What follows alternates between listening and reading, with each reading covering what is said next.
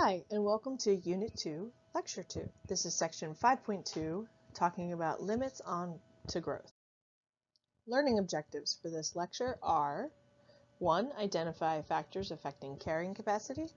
2. Identify limiting factors that depend on population density. 3. Identify limiting factors that do not depend on population density. 4. Explain the relationship between limiting factors and population extinction. Limiting factors are what is actually going to determine that carrying capacity. So if you remember from the last lecture, I'm going to draw them. So we've got time down here, and we've got a number of individuals over here. So if you remember from the last lecture, and I apologize, this is going to be kind of a slapdash drawing, but I'm getting better, okay? So if you remember, when we have a carrying capacity, the graph looks something like this, okay? Well, that line should be a little bit higher. Let's see if I can do it. Oh, let's go from this side, okay? So that line is the carrying capacity, okay? And the things, that's carrying capacity. Whee! Okay, so what happens is there are things that are going to actually cause that carrying capacity to exist. So once again, in an elevator or in a classroom or in our cafeterias, it's how much space there is. Or how much weight the elevator can support. That's what's affecting the carrying capacity. For populations, there are limiting factors, and there are two main types, density dependent and density independent. So density dependent limiting factors operate based on a population density. So how many individuals are there in a population? So if you think about school, okay, when we come back to school, almost everybody ends up getting a cold. Why? Because we're all in each other's faces again. We're all around each other. We're all touching doorknobs and desks and handles, and all of that stuff. Okay, so what's happened is our density has gone up, and therefore the transmission of disease, right, which is a cold, is a disease. All right, and that's going to end up being caused by the fact that we're all in each other's space again. So density-dependent limiting factors are competition, parasitism, disease, stress from overcrowding, predation, and herbivory. Competition is basically just, two animals fighting it out. Parasitism is parasites, when talking about ticks, okay, those kinds of things. Disease, colds, flus, bacterial infections, stress from overcrowding.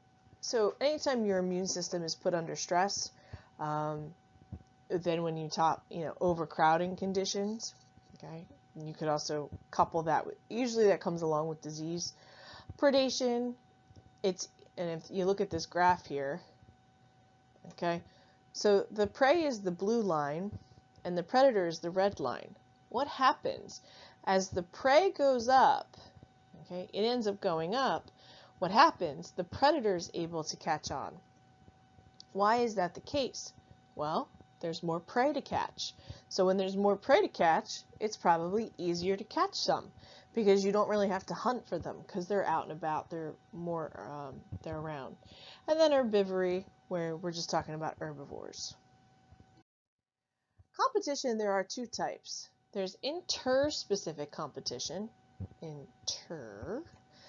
intra.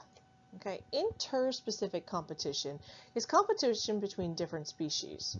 So when we were talking about the zebra and the quagga mussels, that's interspecific competition. They were both fighting for the phytoplankton, but they were two different mussel species. Intraspecific competition is actually among individuals of the same species. So here, these two foxes right now. Wait, that's weird. Is it fox or foxes? I don't remember. These two individuals are from the same species, presumably by looking at them. Okay, and then they're fighting over something. They could be fighting over space, they could be fighting over a mate, they could be fighting over a den, they could be fighting over food, who knows. But intraspecific is individuals of the same species.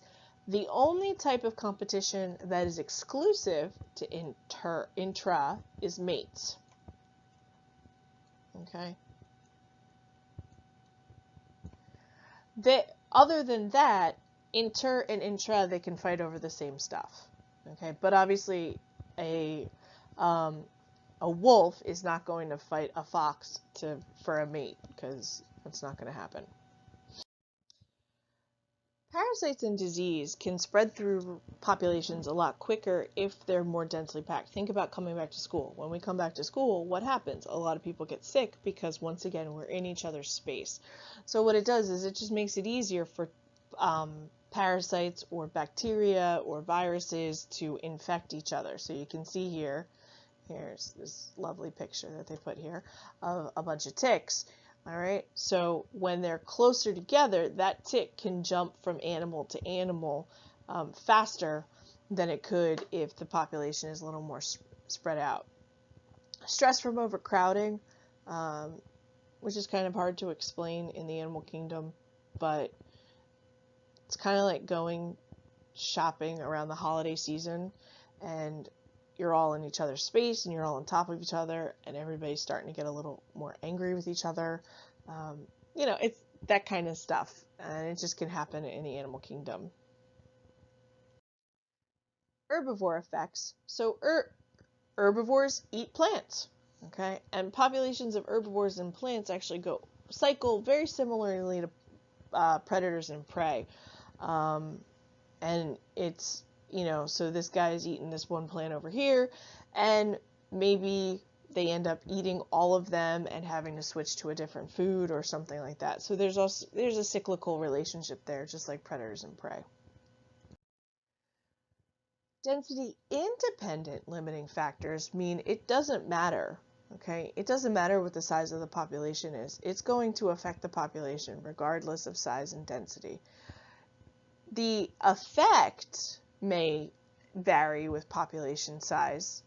Obviously a fire happening in school, okay, has a different effect than a fire happening over in a field. Okay, a fire in school could eventually affect a lot more people versus a fire out in an empty field.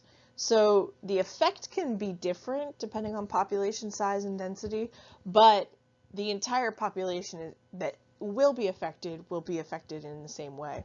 A lot of density independent limiting factors are extreme weather events, so hurricanes, droughts, floods, wildfires, earthquakes, those kinds of things, natural disasters. So those are all, so if you think about it, if the hurricane makes landfall, it is going to affect everything that's there. Okay. One of the reasons why Superstorm Sandy was so devastating was because it hit New York City. Okay, and it destroyed parts around New York City and the boroughs and stuff like that. Whereas if it had hit somewhere, I don't know, without nearly as many people and as much development, it wouldn't have been as expensive and nasty of a storm, because it wouldn't have taken out as many buildings, wouldn't have caused as many fires and everything else that it did. So density independent limiting factors are going to get every single member of the population the same. It's not going to change depending on whether there's more or less. And last but not least, we have limiting factors in extinction. So carrying capacity is a range. It's flexible. It changes based on resources that are available, based on those limiting factors. And what happens if that carrying capacity ever gets so low, if we think about that graph, okay, time, number, okay, if the carrying capacity ends up somewhere around here, all right, it's going to be much harder for that population to survive. And so that can lead to species extinction. Okay, Have a great day. I'll see you in class.